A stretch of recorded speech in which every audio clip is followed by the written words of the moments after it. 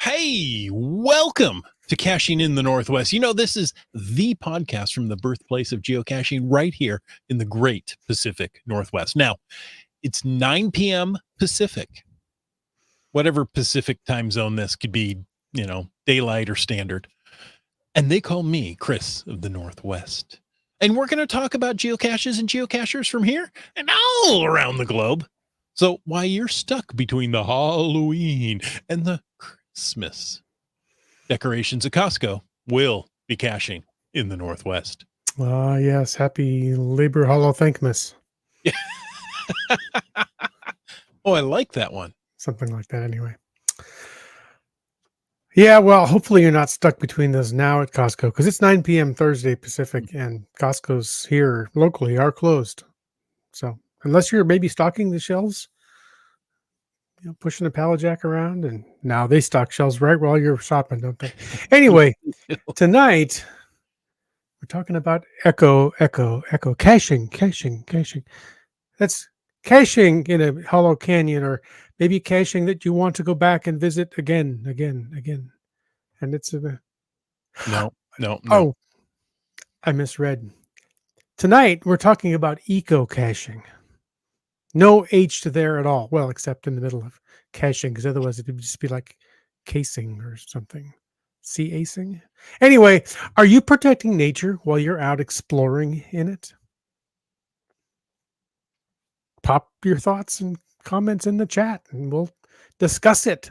All about eco-caching. But of course, we can't do that yet. We have to bring in our tidy tamarind. Some say he makes trains take a dirt road. And others say he's creepier than a used car salesman. All we know is he's called Land Monkey. Good evening, Mr. Muted Monkey.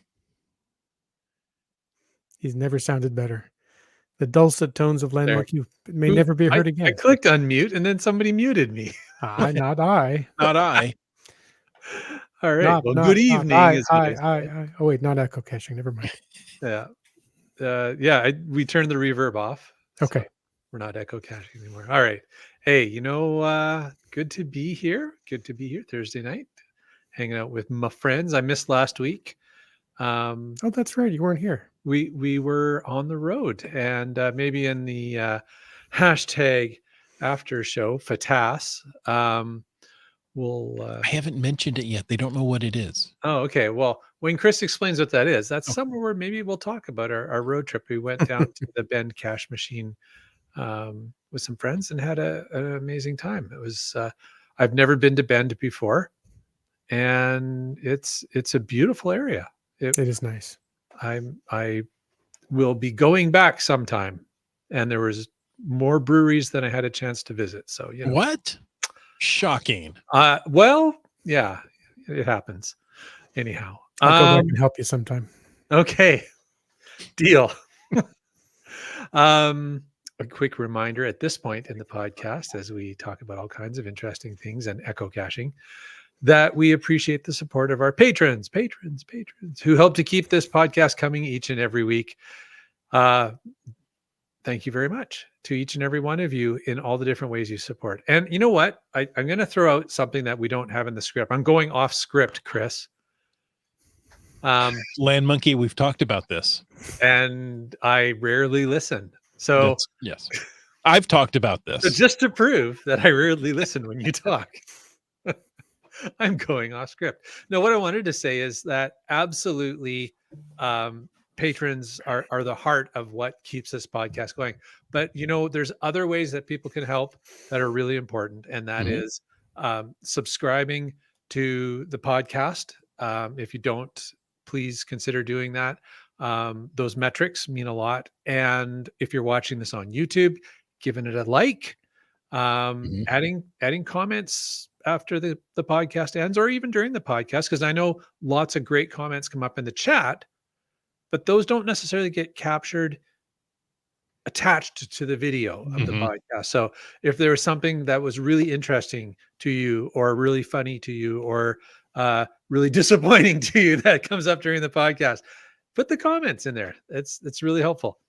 And it is a metric podcast, Wet Coaster. Yes, that's our Canadian content. And but yeah, so there's all that kind of stuff. So the likes, and if you're watching on Facebook, give it a like there as well. All that kind of stuff doesn't really cost you much, except a little bit of time that you're already investing in watching the podcast, and it makes a big difference for us. So Can you give it a poke? yeah, Remember when that was a thing on Facebook? You could poke someone. oh, I forgot about that. I thought you meant like give it a poke and see if it's alive. Yeah.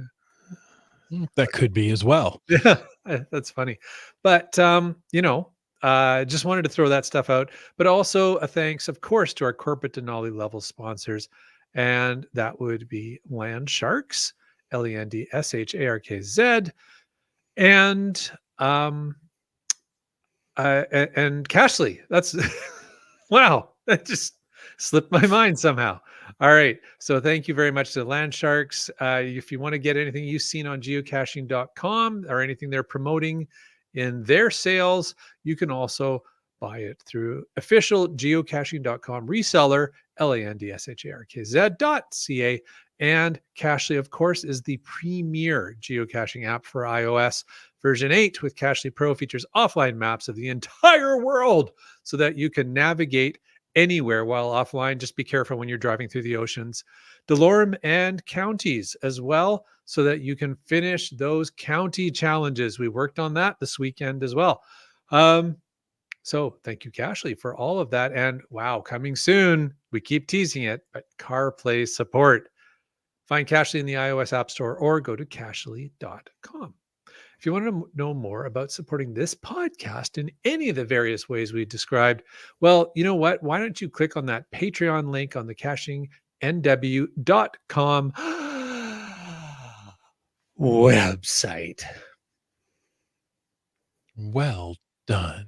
Well, you wanted it creepier than a used car salesman, so that was my Nailed it. Thank you. Hey, I'm going to take the rest of the podcast off now. So okay, go ahead. Thank you. Go ahead, sit back, enjoy your beverage. I'm assuming it's an adult beverage. Actually, tonight it's not. It's hot chocolate with a little bit of coffee in it. Oh, look Decaf. at you being sensible. Yeah, well, rarely, but Sugar and caffeine after 9 p.m. may not be the most sensible, but it's decaf. It's decaf. Oh, okay. I just There you wanted go. the coffee flavor. There you go. Hey, speaking of things that you want to do in the evening, Mhm. let's glow, right? do It's that. getting darker. We need a little more light. So it's time for the glow. And some may ask, like SB Dave, what is a glow? SB Dave? I really like that. You asked that before the podcast started. I was going to say, note the You- timestamp on that. We Yeah. haven't even started yet. You suddenly became my favorite listener. Wow. All right. The competition's on, everybody. Chris is picking favorites from you now. Oh, and I'm very fickle. I'll let you know that right now. I could have another favorite just like that. Well, M. DeFio is my favorite now because they're recognizing my self-care. That's right. SB Dave is proud. There you go. Well, you should be. It's time for the glow. That's the geocaching log of the week. Now, whether you read it or whether you wrote it, we want to hear about it because great logs simply make geocaching better. You can send an email, which everyone does, right? That's good. It's better to send a recording. You can email that to feedback@cashingnw.com. The best thing you can do is to call into 25369. Wow, that didn't sound right coming out. 253-693-TFTC. And show You make us it very your hard to glow. mock you when you stop partway through. I had to self-review and I'm like, the numbers are right, but I just didn't have the right cadence to them. So it didn't sound right to myself. And I shouldn't listen to what I say. I should just speak and move on. And that's, how things work. We don't Just listen to roll what with you it, say. bro. Thank you. Dude, sometimes your words hurt. Okay. So the cache we're talking about tonight is one that I really wanted to do. Wanted past tense. You don't want to now? Well, I still do. Okay. The travel is a bit more difficult. No, the travel is a bit long to get there. I was in the area, but the timing wasn't right. Sometimes And timing that is has to do everything. with I know what you're tide. talking about now. You land monkey, the light came on. So this glow is a little different because I wanted to read the cache description, a bit of the cache description ahead of time, just so you understand what the log is. So, Wits End, Yes, sir. take it away. Aye, Captain. This is borderline caching disorder, not to be confused with cache derangement syndrome. That's an entirely different cache. Borderline caching disorder. That's GC9 Papa 4 Papa 9. Couple of papas and some numbers in there. I like the ring to that one. Yeah, it's almost like 25363 TFTC, but not. Oh, Let's see. As you requested, first we will start with the cache description. thank you. Stretching 12 and a half miles across Boundary Bay from Point Roberts to Blaine, there are a series of range towers protruding out of the bay, which delineates the international border between the USA and Canada. These towers are all topped with reflectors and lights, and their designated letter identifier is emblazoned on a sign atop the towers. Including the 2 range markers on the west side of Point Roberts between the West Beach and the Swanson Ferry Terminal, there are a total of 7 range markers designated A through G, or Alpha through Golf if you prefer. Tower C is located at the end of Roosevelt Way in Maple Beach, which is a public swimming beach where people can swim in international waters so long as they return to the same side of the beach that they left from. Okay? No practicing for that Cuba to Florida swim there. This virtual cache is located at Range Tower D Delta, which is found 7/10 of a mile east of Tower C. The tower can be reached on foot when the tide is low, which I think is what Chris is referring to timing, via an easy walk along the intertidal pools and sandbars. So, did the sandbars close at 2 a.m.? That's different. More than likely, yes. Okay. So, now the log. This was submitted by Trexer. Thanks, Trexer. And the log says it was found by Bruce Lee. The log says, well, this was quite the adventure. Nick Kitty 123 and I came up for the weekend from Vancouver, Washington to attend an event and decided that it would be fun to do this virtual cache due to the interesting DT rating, difficulty terrain rating. We looked up the tide tables and made a plan to walk out exactly at the lowest tide. We got about 2/3 of the way there and it got too deep, so we had to turn back. There was a paddleboard rental place right by where we parked, but they were closed and didn't answer their phones. I saw a gentleman sitting out on his porch nearby and went to ask him if he knew a place where we could rent one, and he instead offered to let us borrow one of his. We graciously accepted his kind offer and headed out a second time.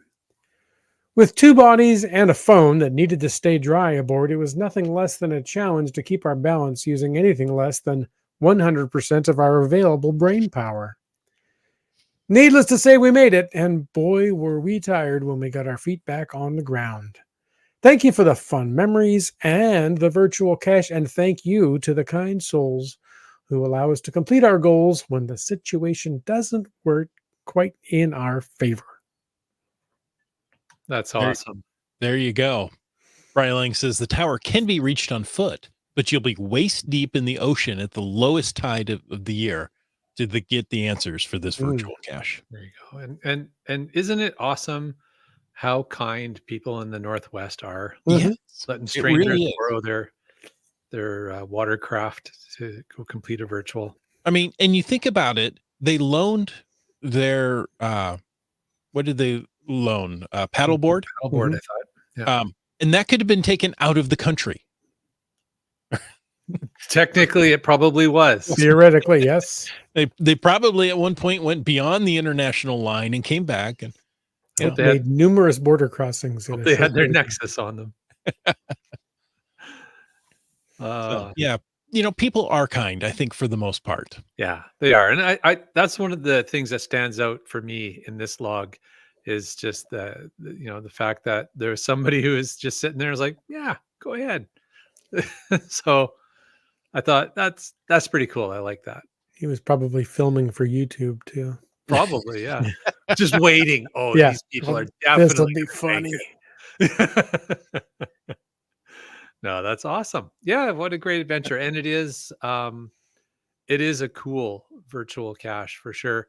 If you're putting this on your radar and you don't want to wade and swim to it like Brylang says you potentially can, it best just bring your kayak Mhm. and plan to put it in and paddle out for it. That's how we got it. It's yeah. Mrs. Monkey and I have the FTF on that one, and it was a fun and memorable adventure. There you go. Kitty Quest says it's a lovely walk in the summer when the air and water temps are just right. Good wildlife viewing in the water. There is, yeah. You can spot if you're lucky some starfish and little fishies and all kinds of stuff. Aren't there Lots of herons around there. lots of crustaceans on the tower itself? Yeah, yeah, for sure on the concrete blocks. That's what I was saying. Like where Are the stuff. crustaceans are the right word? Oh well, there'd be crabs. Those would be crustaceans. Yeah. Brylang saw jellyfish. He saw jellyfish with crabs. Hmm. I don't know what those jellyfish have been doing. No, and it's amazing he can make that medical observation. Yeah. just by looking at the Yeah, jellyfish. exactly. Yeah, they were probably swimming funny. That's right. All right. Keith folks- saw SpongeBob. There you go. Oh. And Heather's watching from Wisconsin tonight. Well, That's something. that is something. That's a heck of a drive, and That's it's northwest late from for her. somewhere. Thank you for staying up to watch. Yes, thank you. Everybody who isn't in the Pacific time zone, That's thank right. you. So tonight, if you want to join in the chat, why don't you use the hashtag ECO, ECO, right? No H. Jim. I don't know what you mean. I typed that several times. I never even thought of the word echo. That's why you have co-hosts. And now it's stuck in my head. So You asked us to read more than was in the show notes. You did say that. You're right, Jim. So yes. Thank you for adding extra letters. I was thinking extra words, but letters, how do you have words You- without letters? I don't know. I haven't figured that part out yet, but I'm getting there. Yeah. Okay. Oh, I see. We're doing really good job of Okay. adding extra letters to the podcast. Okay, let's use some other letters. We can use the hashtag FTAS. That's FTAS. That's for the after show, which Land Monkey spoiled in case it was a surprise to you. And if this is your first time watching the show, welcome. We appreciate you. We hope you enjoy the show. And we're sorry. And we're sorry ahead of time. So there you go. Eco for the topic tonight. FTAS for anything you want to talk about. Maybe it's an event you're going to. There's some possible events this weekend to earn your world postcard Oh yeah. souvenir. And of course, leave your feedback and like and subscribe. Please. Please do. But it's time to earn some souvenirs. And there are a lot of souvenirs available right now, it seems. Tiny. There are. So- You know what? That's a good point. Like I think 2 or 3 episodes ago, Chris, we did a rundown on all the souvenirs coming up. Yes. And it was surprising. And then I'm watching the news feed from geocaching.com, and then another one comes out. I'm like, oh my goodness, you guys, they're souveniring us. We're getting Ooh. clubbed over the head with souvenirs. That's right. Well, it's a summer. You go on a trip, you bring back a souvenir. Right? So it's summer's over. Now's the time to collect all your souvenirs and figure out what's going on. But And dust one your of the digital shelf. that's right. One of the things you can collect is the National or International Earth Cache Day 2024 souvenir. That's coming up October 11th, which is almost right around the corner, through Sunday, October 13th. You've got it. If I count that right, 11, 12, 13, you got 3 days there. Get on it. I know.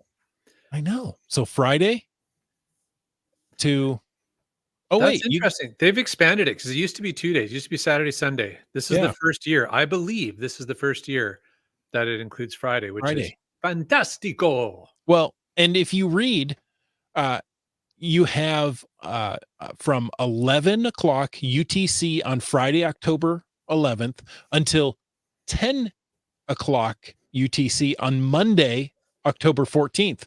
That's 4 days. Since we all run our clocks on UTC, It's I right. get it. They're an international organization that Yeah. they need to set something, Yeah. and it makes sense. You got to pick a standard somewhere. Why not use the one, the rest of the world is using too? Right? Yeah. No, that's good. It's just so I always find it funny, living in the Northwest and their HQs in the same time zone we are, but Yeah. yeah, there's cachers around the world, so of course they need to think about that. Well- It always just lands on me funny. Yeah, and if you're curious, it's currently 4:22 a.m. tomorrow, the 4th. Oh, it is UTC. tomorrow. Okay. There you go. Fun. There you go. I remember HQ used to share things in Pacific time zone. Oh, did they? You have from this time to this time Pacific time zone to do it. And everybody else just go figure it out. Yeah, exactly. Well, if you do UTC, most people I think that are into geocaching know what their UTC offset is. Minus So, 8. Minus 8 for us, right? Yeah. But anyway, let that go. Okay. So, No. I want to keep talking about UTC. so you've got Earth caches all weekend long. Make it a long weekend of Earth caching.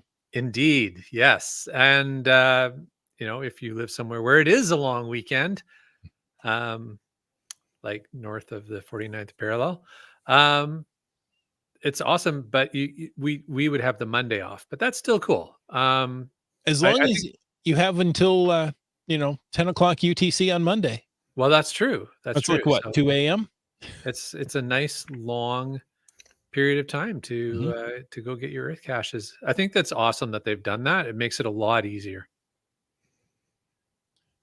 And then if that isn't enough souvenir for you, Adventure Day is coming up. Oh, do tell. Oh, yes. Adventure Day. You can earn a souvenir for doing just a single Adventure Lab location from October 18th to Sunday, October 20th. Now, I am very curious, all wonderful listeners in the chat room, what your thoughts are about that, about getting a digital souvenir in your For geocaching. digital find. Sorry? For a digital find. Well, yeah, like getting a digital souvenir in your geocaching.com profile for finding one Adventure Lab location. What are your thoughts about that? I will reserve my own opinions, although you can probably read between the lines on that. I think it's interesting simply because, we are in an area with a lot of geocaches and a lot of adventure labs. A lot of Adventure Labs. That may not be true for everyone. So, having just setting the bar low enough to say it's a single location may be a challenge for some people, right? So, who knows? Maybe. Maybe they don't even have an Earth cache nearby. Oh, that would be tragedy. Those poor people. Don't be a wet blanket. I'm not being a wet blanket. I said I want to hear what everybody's opinions are. Bryling wants all the souvenirs. Well, yeah, most people do. And Keith says it's super easy. It definitely is. Yes. For Everything is anybody in super the easy. Northwest. And you know what? There's another souvenir coming up. It's fall Ceto season. Right now, as we speak, You have until November 30th. Awesome. So get out there and help clean up the game board. Do your Yep. part. Boy, has there ever been a Souvenir rash of Palooza. Cetos? Sorry? Souvenir Palooza. Souvenir Palooza, indeed. Has there ever been a rash of Cetos in the last, I don't know, year and a half?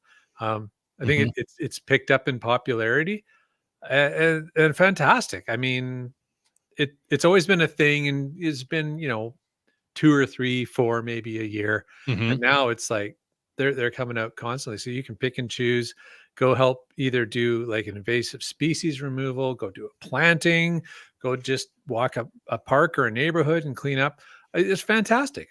I really think that the current new enthusiasm around Cetos is great. And I get it. There's different motivations why different people are doing it, but the net end result is still a positive Mm-hmm. for your community. So awesome. And if the souvenir itself is a motivation for some to go out and do it, I'm okay with that. Yeah. Yep. I hear you. So, all these souvenirs got me thinking, we should be talking about the need for being responsible while we're out geocaching to protect the natural habitats that we wander about in. Okay. Yes, indeedy. So We should discuss that. there you go. CRS 98 says, throw a Ceto. Yeah, you can host one. Mhm. That'd be good. Indeed. If nobody hosted one, nobody could attend one, right? That sounds heavy. Yeah. Mm. Yeah, don't hurt yourself now. Yeah, don't put your back out. All right. Well, you could sit in your seat in the airplane in Montreal and log a whole mess of adventure labs with multiple choice questions and big geofences like some unnamed cacher may or may not have done. But Luckily, his name and picture are not on the screen at the moment. Yeah, for sure. Well, and that's a great way to be eco caching and contributing to the carbon count in the world. there you go. I was going to say, other than that activity, whatever you do for geocaching or adventure labbing, you're going to have some environmental impact on some level, right? Maybe Yeah. positive, maybe negative, but some impact. How can we raise awareness about conservation efforts and the importance of, well, leaving that game board clean, leaving no trace, as the old saying says, that so that the next cacher or adventure labber, is that even a term now, can enjoy the site as clean as or cleaner than you found it. Yeah, so that's a great question there, Jim. What exactly is echo caching? Essentially, I think I've what we're getting corrupted at is it's geocaching with, as you say, an emphasis on environmental consciousness. The idea being to find or hide geocaches in a way that minimizes the impact on the environment. And I think the hiding piece is really important. And I look forward to talking about that because I have some thoughts on that. Well, and that is, we're going to talk about being responsible stewards of the land. Whether we're geocachers or not, I think we need to be responsible stewards of the land. So that means using environmentally friendly materials, participating in cleanup efforts like Cetos that we talked about, being mindful of wildlife and natural habitats. And it's a way to enjoy our hobby. So we're giving back to the environment, trying to or strike a balance between adventure and conservation. It's Indeed. getting out there beyond the environment. We're not in. No, it's different. We're Well, beyond the environment, right? That's right, beyond the environment. And I think everybody first jumps to, when you talk about the environment and being eco-friendly and everything, everybody thinks about the negative impacts. But there's a positive side of this too, is it actually gets people out there enjoying the wilderness and the outdoors and the environment. So, and how can you get out there and enjoy it? But keep it clean for the next guy or gal. For sure. And that's, I mean, That's the whole leave no trace, Yeah. and those related principles. Right. If it's not weasel stomping day, No, it's you not. know, Unfortunately, okay, that's only then one day a year. yeah. So Um, leave no trace. get Leave your no weasel sauerkraut. trace. Yeah. Oh, wait. But yeah, it is about minimizing your footprint, and obviously physical footprint. And we should talk about the whole um, that whole idea as well. And I think Chris, you're going to talk about cache containers, but we should also be considering how things are hidden, right? Yes. It's in the Northwest. It's very, very popular to hide caches in stumps, Mhm. nursing stumps, etc., because they're They're gigantic everywhere. and they're everywhere in the Northwest. And yeah, great, hide a cache. But the challenge becomes, and this is a little bit of a soapbox, not too much, but when you hide a micro in in Cedar? sorry. In a cedar? Well, yeah. Well, just like, if you're going to hang a micro in a cedar, fine, fill your boots, whatever.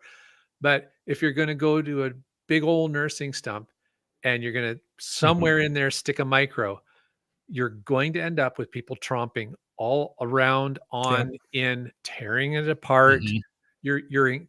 By hiding caches in that manner, you're not being eco-friendly. You're not being responsible to the environment because you're creating a situation where you're just asking for people Mhm. to pull it apart. So I am against micros in nursing stumps. I will say that, and then I will leave that where it is.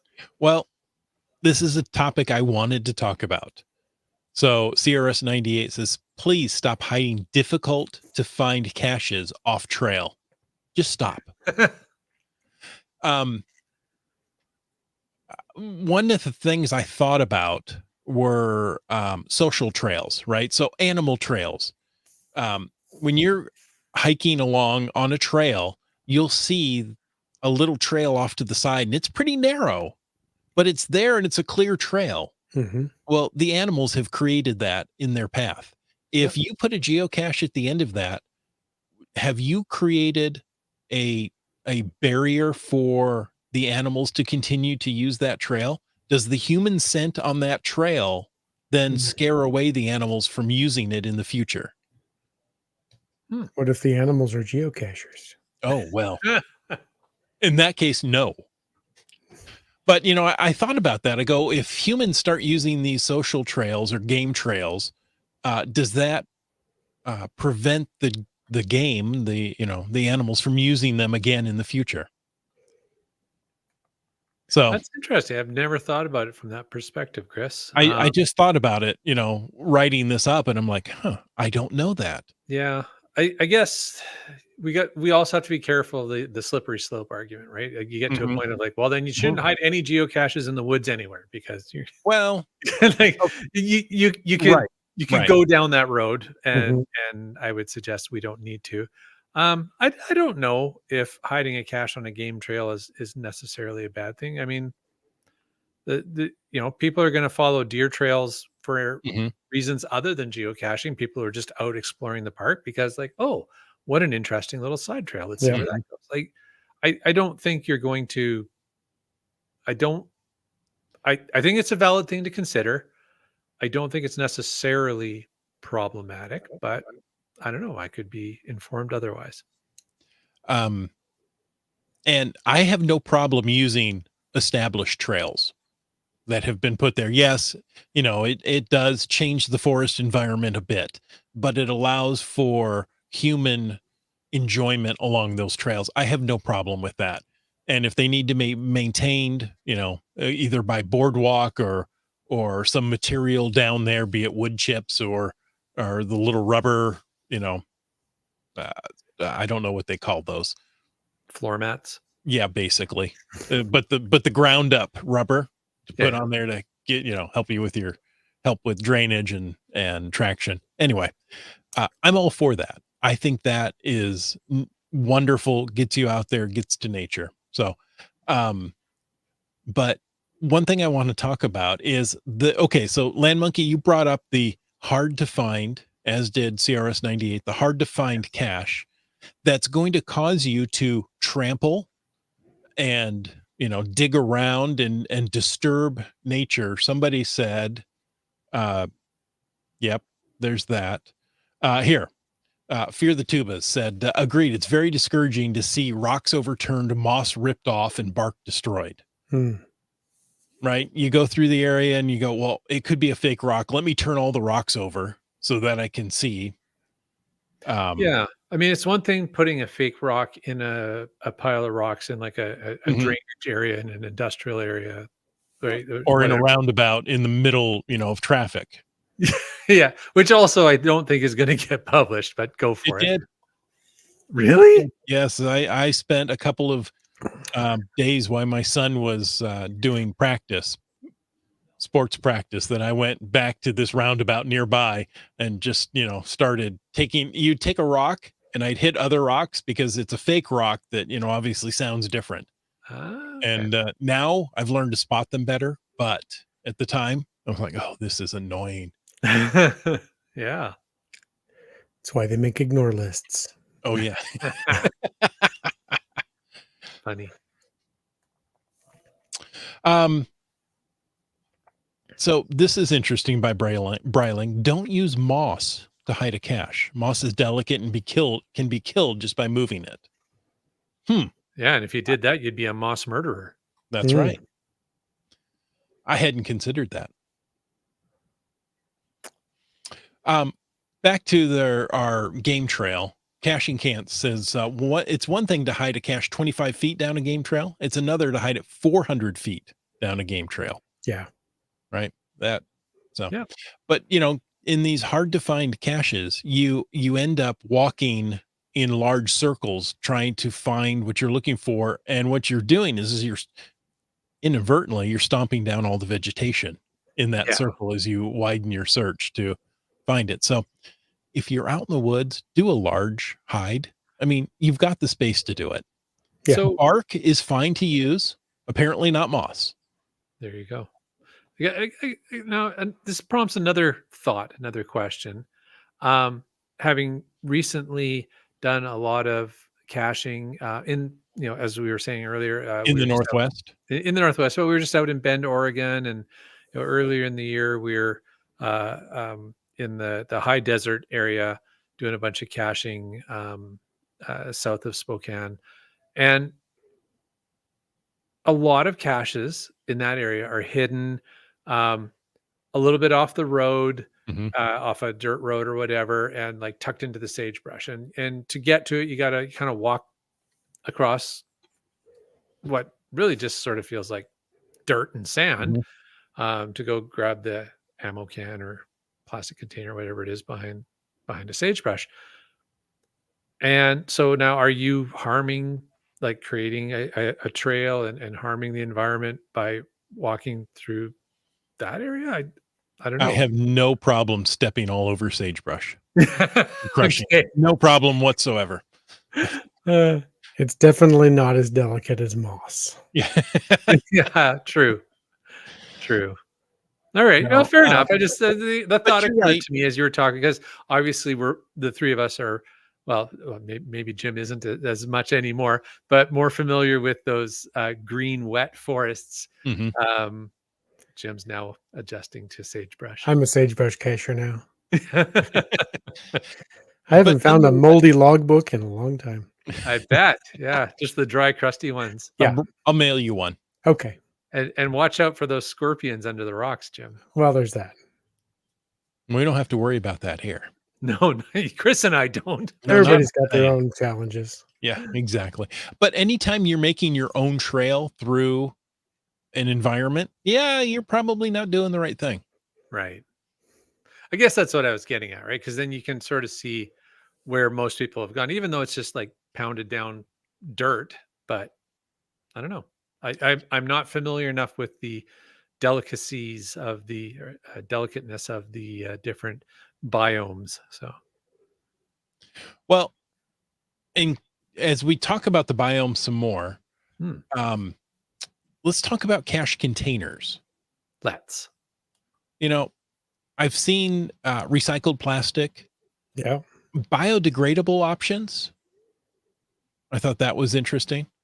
But it's amazing how creative people can get while they're being, eco-friendly.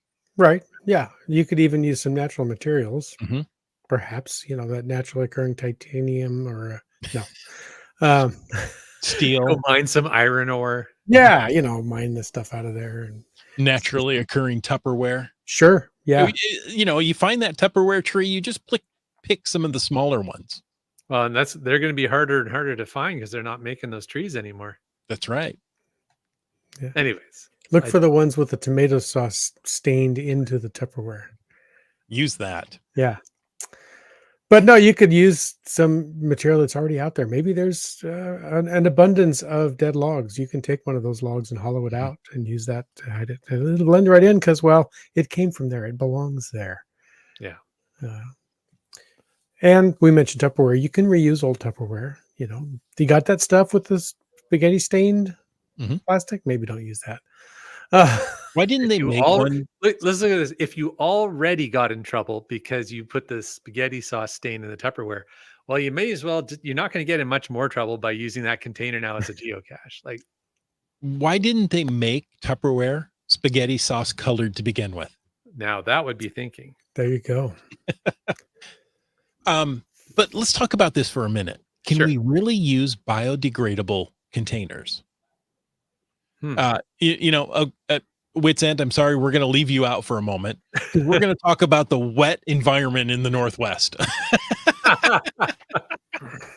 But I'm sure the heat in the on the eastern part of the state, Yeah. will also ramp up the degradation of these containers. With the So hot cold, right? Like, because right. you get the heat in the summer and then you get the cold in the winter, and Yeah. they're all cracked up. Well, I mean, even good Tupperware plastic has a hard time in Eastern Washington's heat. Yeah. So, one of the things that I read about was, well, use biodegradable. Well, I don't think so. Isn't anything biodegradable if you wait long enough? In theory, yes, but a lot of people aren't willing to wait that long. Yeah. There you go.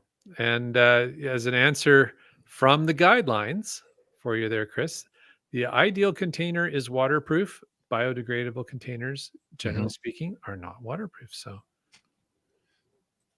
there's I mean, you want thoughts. something that's going to be out there and it's going to last for a while, Yeah. right? And you don't want it to, well, degrade or to start to, fade away to nothingness, especially if you're sticking it in a guardrail, which isn't naturally occurring to begin with. There is that. Naturally occurring guardrails. Yes. From the guardrail farm. Yes. Well, and definitely, yeah. So I guess we talked a little bit about the biodegradable containers. A nice thought, but not practical and not recommended. So there you go. And I don't think it would matter really what environment you're in. Biodegradable containers just probably aren't a great idea, because definitely anywhere in the Pacific Northwest, whether you're in the high desert or the rainforests, those containers are going to be lucky to make it a year. Yeah. The rainforest. The tropical rainforest, yes. Except we're the temperate rainforest. But what do we got here? Hebus says, I found an old May 2001 cache today. Unfortunately, the container was broken in many pieces and its contents strewn around. Oh, Eventually, I found the log in its baggie, gathered up the pieces, and rehid. that's always disappointing when you find Yeah. what should be a great cache and the container just hasn't held up and hasn't been maintained. Because that's the other thing, right? Like I think as you were saying earlier, Chris, any plastic container is eventually going to succumb to the elements. And therein is the importance of performing maintenance on your cache, because we can't all hide steel ammo cans all the time. That's right. And Kate says, just say no to that cardboard geocache. Okay, so let's spin off that for a minute, because I another wonder how that would work in Eastern Washington. right. It I mean, actually they do might get work rain, okay in but Eastern yeah, Washington. yeah. Um, but one of the things that I have learned, the cute little birdhouses that you can buy at the dollar store, or other places, made out of like that thin Mm, plywood like mhm. layered Press board? thin press board material. Um, they're super cute, and people will paint them up and they'll hide them. And I've done it myself, and within a year, it's garbage. It It's the gets equivalent of a wet. wooden sponge. It sucks the Yeah. water in. It Yep. expands. It falls apart because it's made with cheap glue. Everything, it just falls apart. But I'll share a tip, pro tip from Land Monkey here coming up, Hold folks. on. Okay, I'm Um, ready. I have used those containers successfully as geocaches. What I do is I get the little birdhouse, and then all of the seams. So anywhere where there's like an edge Mhm, or a joint, I put I smear Gorilla Glue on all of those, and it basically seals that up. And then I will paint it with primer, and then 2 coats of, like, usually like a green, or to make it fit into, camouflage type thing, but 2 coats of paint over top of a primer. And with that, those little birdhouses will last years. mhm. But it takes a Cool. little bit of effort, Right. but You then gotta that's gotta glue the gorillas to the seals. there you go. Anyone else see the irony in the monkey using Gorilla Glue? Says Briley. I don't think that's necessarily irony. Waterproof sprays, Keats94 asks. Do they work? Haven't tried it. I would encourage somebody to give it a whirl and let us know. I would suggest take the time and make your house out of cedar or walnut, a good quality wood to begin with. Teak. Or let me say a naturally occurring wood rather than whatever this, sawdust holding hands together is. That's about all it is. Yeah.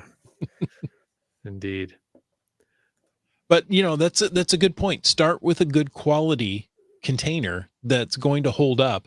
You could probably do those cute little birdhouses if you could put them in a larger container as well, right? To I keep I the have weather seen off that of them. done. Yeah. Yep. There's a fantastic cache. I want to say it's on Point Roberts, where it's a large plastic container, and inside, when you open it up, they've got the cute little birdhouse and everything in a little, almost like a diorama setup. Super cute, really fun to find, and it's going to last a lot longer. So Mhm, that is a really good suggestion, Chris. mhm. If you want And to that use a cute keeps birdhouse. all that litter out of the environment, right? Yeah, as Heather was saying earlier, right? When you Mhm, go to find what should be a great geocache, and what you end up doing is gathering the rubbish and Yeah. signing the log. But you know what? Gathering the rubbish is a good segue to talk about CETOs, which we talked about a little bit mhm, earlier in Indeed. the podcast. But this idea where geocachers come together, clean up parks and other natural areas, search for some geocaches while you're doing it.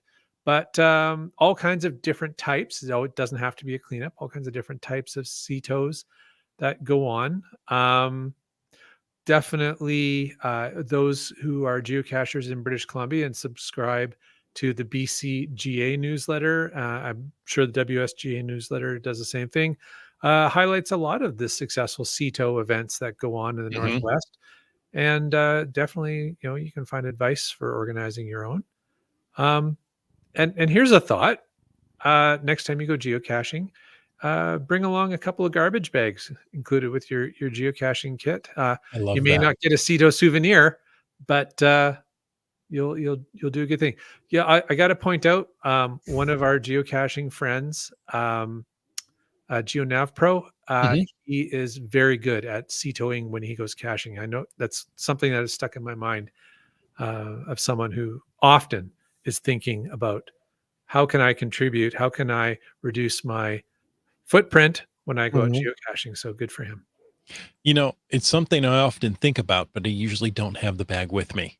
And Yeah. you're walking, you go, "Oh man, I wish I could pick that up and, I don't want to touch it and carry it with me for the next hour as I hike, but I would like to take it out of here."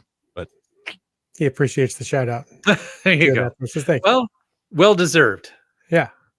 And yeah, like you say, Cito is a philosophy, not just an Mm. event and a souvenir, right? Mhm. You're right. Oh, it's more than just a souvenir? Yeah. It's It can more. be. Oh, Souvamore. I thought we were talking all about souvenirs tonight. Among other things, Mhm. yes.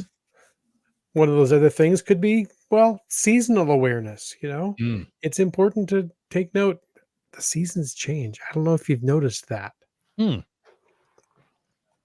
And different types of wildlife, well, they do different things in different seasons. Bears hibernate in caves, and That's right. bats, seek shelter in Cave. caves during autumn, Yep. winter stuff. So y- use your head, go Yeah. be prepared, bring that trash can, know what season you're out there and what the, well, local residents of the wilderness area that you might be invading or cashing in uh, are doing there. So it's important. Well, and you bring up a good idea that, if you're in the spring, be careful of when you go trampling through the fields with all the fragile new growth coming up. Yeah. In the fall, leaves can cover the cache. You might have to dig a little more. Well, don't dig too deep and too hard to really, churn things up. And in the winter, the cache may be covered by snow and ice Or frozen shut. Yeah. or frozen in place. Right. So, one thing I have to learn, it's okay to DNF. I don't like it. Yeah. It's no fun, but Yeah. If you I agree. if I you I have search plenty of oh, go ahead. DNFs.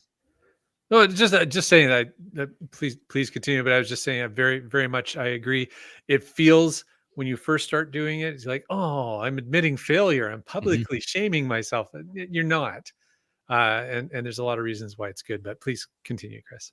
Well, when you've searched all the obvious places, and I start out in that, spiral search pattern, right? Slowly expanding out.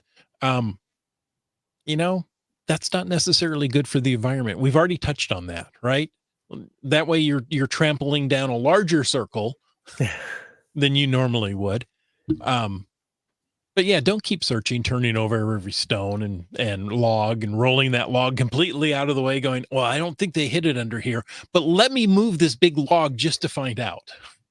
And that's where all the wood bugs are and Yeah, earwigs.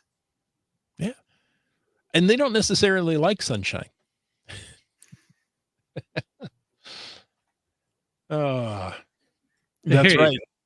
CRS 98 threw a community celebration event to celebrate his 10th or his 1000th DNF. That's awesome. I love it. That's that's a great great. idea. Yeah. GeoNav Pro Yeah. shares a great tip. Since he's always ready, an old shopping bag rolled up is always in my caching bag and gloves, but that's a different episode. What's in my caching bag? You know, Maybe we should do a GeoNav Pro. What's in your caching bag? there you go.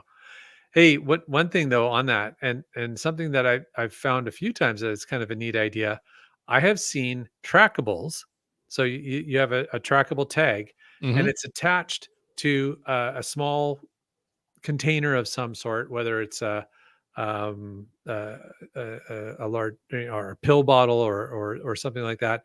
And in that container is shopping bags stuffed in Hmm. there, and it's called a Ceto trackable. And so it goes from cache to cache, and I then love it. you can take the bag out and pick up some garbage or whatever, and then put a different bag in and move the trackable along. Just kind of a fun way to do that. I've seen that a couple times done. I think that's really neat. It's a good idea.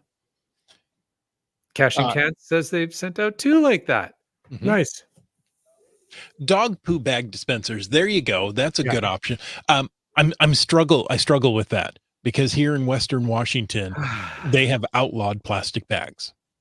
Well, not only that, but I mean, here's the thing. Um, Walk down any trail in what the Pacific Mhm. Northwest, and what do people do with the plastic dog poo bags after they fill them with dog poo? Drop them on the trail. Or throw them into the bushes where you Mhm. need to go find the geocache. It's like No, like if you're gonna do that, then just kick the poo off the trail. Like you Right. haven't Yeah. done anything except make the poo last longer and I be hung in a weird place. I don't want the poo on the trail. I don't mind the poo off the trail. Yeah, It's natural. The animals are doing it anyway, right? yeah. But Another soapbox for me. I know I can be all over on this one. Just like the poo. But picking it up in a plastic bag and then setting that plastic bag on the trail because you don't want to carry it because it's disgusting. Now, once in a while, I believe people are doing that because they're doing an out and back, and it's I'm going to set this here, and I will pick it up on my way back, and that very well Thank you. could be the case a number of times, but not always. Right. Thank you. That puts a positive spin on it, and I feel better with that. You just happen to be passing while they're ahead of you on the trail, so you didn't notice. Yeah, let's say that. But yeah, so well, eco caching, Mhm. lots of different. So I think the obvious thing when we started talking about eco caching was CETOs. But Chris, you've brought up a lot of really great points for us to discuss on this topic, and Mhm. lots of great feedback from the live audience as well. One thing I forgot to mention is, when you go tear up the ground zero looking for the cache, you could be tearing up possible nesting sites for smaller animals. So just be careful. Well, Rolling over that log may not seem like a big deal, but it could be for that environment. Poor little bunnies inside or something. but he's rolling around. What a great visual. Rolling down the hill. Oh, So that was our thoughts on eco caching. Yeah. And folks, Let's just end on that thought. on the bunny rolling down the hill. inside a log. Yeah. I think I've seen that in cartoons. I'm Folks, sure you have. thanks for listening. We hope you enjoyed this episode of Caching in the Northwest. Indeed. And Jim, did you want to take a turn? No, I fill in when you're not here, so Okay. I I'm saw just your the initials. stunt double. It's not double. Hardly distinguishable, for sure. And I appreciate you stunt doubling for me. It saved me many an injury. All right. I want to take a moment to thank our corporate Denali level sponsors. That would be Landsharks and Cashly. Landsharks.ca is the outdoor adventure and geocaching store. Check them out online. And remember, they're shipping those online orders daily. And Cashly, well, Cashly is the geocaching app for iOS. Go check it out at cashly.com and download it off the iTunes store for your phone. We want to thank all of our faithful Denali level sponsors, of course, Landsharks and Cashly, but also Cool Cow Cachers and Hawaiian Maile. Folks, if you want to know more about supporting this show, remember to click that Patreon link eons ago. in and on the cachingnw.com website. Like Antaeus did. And just finding our way. And Peach of nearly everywhere.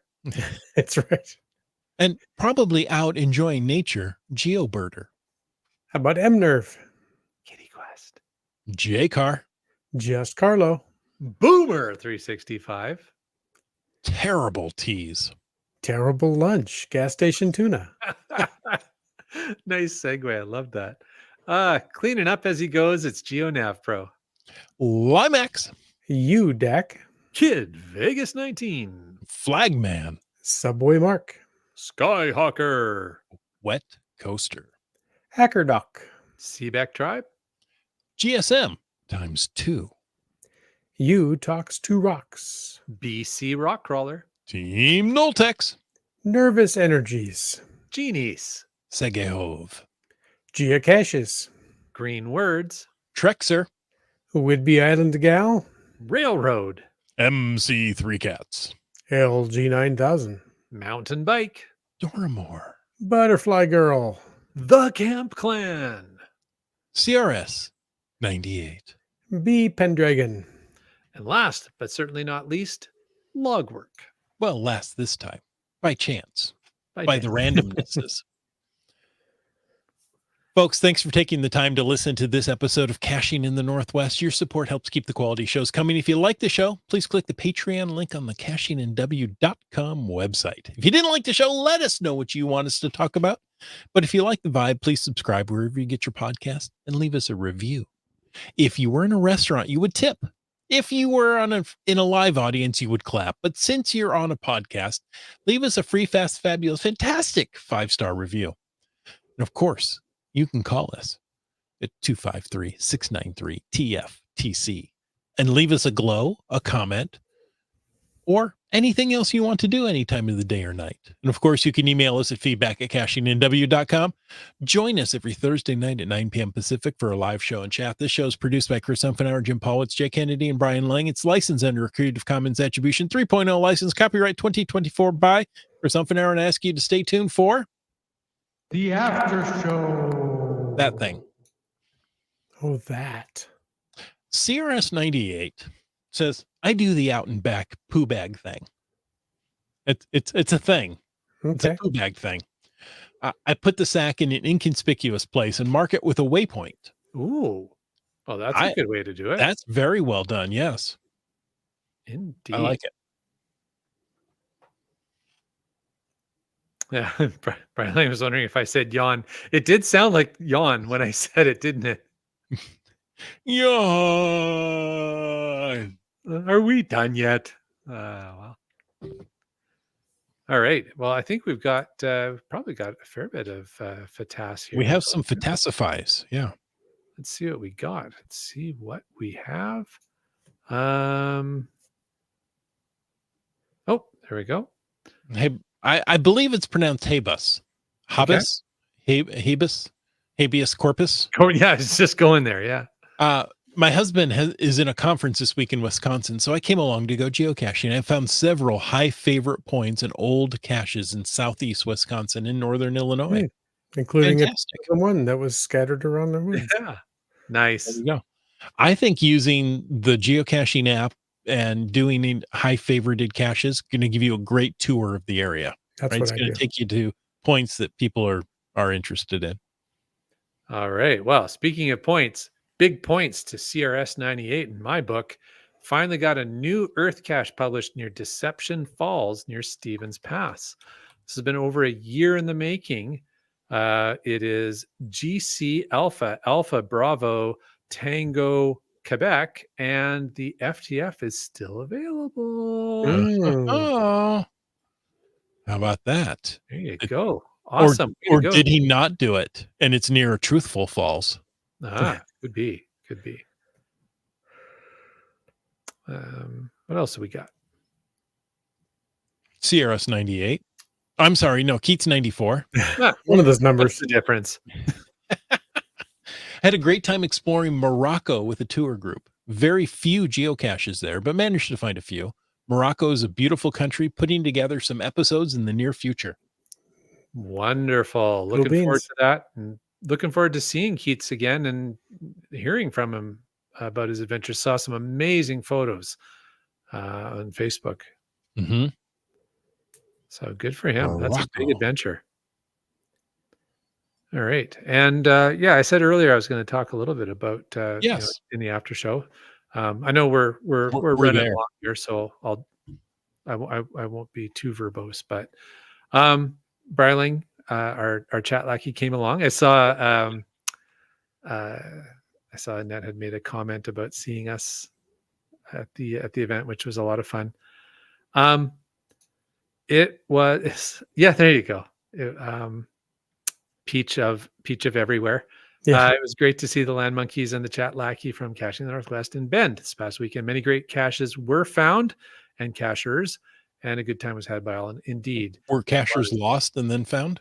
Maybe. yes, as they normally are. That But yeah, it happened. was great to see her and Skyhawker and a number of other folks. Love that Jeep.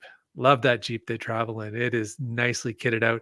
And as I walked past the Jeep, I did notice the phone on the dash had a Caching in the Northwest sticker on the back. Oh, how about that? And Chris, I sent a picture in a chat that I think you saw.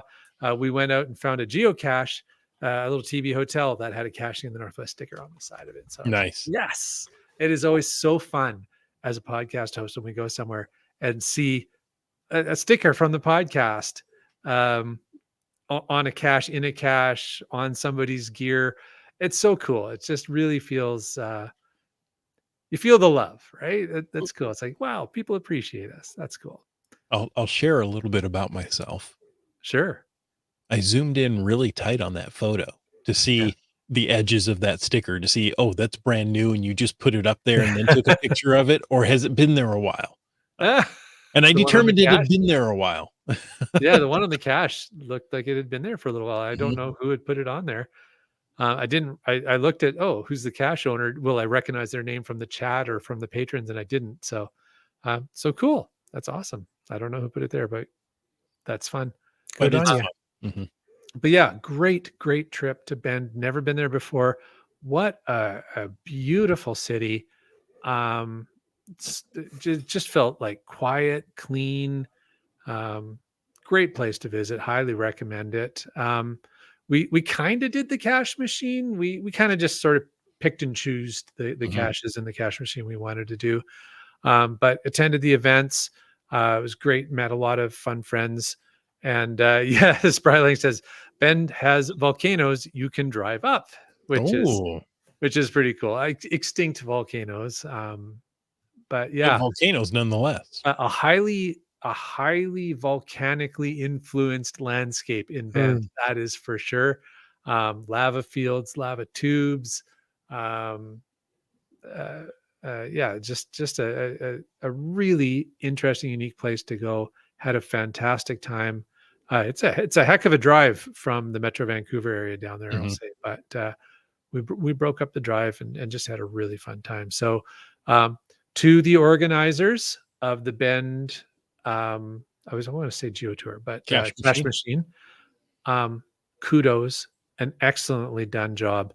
And I spoke with geocaches and JT Coffee, and they're interested in coming in on the podcast to talk about their experience as well in the future. So fantastic. We'll get some feedback from them. And if folks haven't done a cache machine before, check it out. It's a fun thing. It can be fun for sure. Now in the future, if somebody tells you to go get bent, you'll say, yes, I like it there. Yeah. Good breweries. Yeah. One more thing. Jess. Where is it? A FATAS. This actually came from Bryling, I believe. A starfish is not a crustacean, but it's an invertebrate. Then in the echinoderm. Thank you. Oh, echinoderm. That almost goes with our theme of eco-cache. Yeah. It's an echoderm, meaning it's good. Its skin is good for the environment. There's an in the echo. Derm. Too fun. All right. Well, whoever contributed that, thank you. There you go. And that's what I was trying to think of. I go, no, they're not all crustaceans, but that's all that came to mind. That thing. That thing that they do. That's awesome. Well, thank you so much for joining us. And until next week, get out, take care of the environment, and go caching in the Northwest.